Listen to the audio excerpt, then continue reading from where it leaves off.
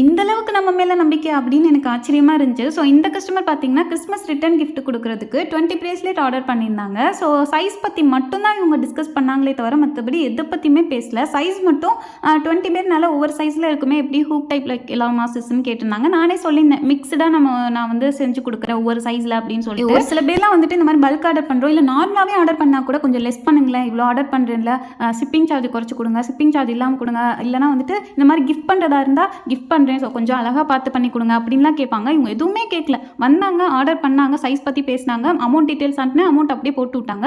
So அந்தளவுக்கு நம்ம மேலே நம்பிக்கை அப்படின்னு. அதே மாதிரி அவங்களுக்கு நான் 10 days டைம் கேட்டிருந்தேன். ஸோ 9ஆவது நாள் தான் அவங்க கைக்கு கிடைக்கிற மாதிரி பண்ணியிருந்தேன். அதுவரை அவங்க எந்த மெசேஜுமே பண்ணல, சிஸ் எப்போ வரும் அந்த மாதிரிலாம் கேட்டுட்டேவும். இது வந்து பெரிய கஸ்டமைஸ்லாம் இல்லை, ஆல்ரெடி நம்ம செஞ்ச மாடல், கலர் மட்டும் வேறு கேட்டிருந்தாங்க. ஸோ இவங்க 20 பிரேஸ்லெட் ஆர்டர் பண்ணியிருந்தாங்களே, இவங்களுக்கு வந்து 20 இயரிங் வந்து கிஃப்டாக பேக் பண்ணியாச்சு. ப்ளஸ் வந்து அவங்களுக்கு ஒரு பிரேஸ்லெட்டும் வந்துட்டு எக்ஸ்ட்ரா பேக் பண்ணி சென்ட் பண்ணிட்டேன். இவங்க ஒரு ஹாப்பி ரிவ்யூ கொடுத்துருந்தாங்க.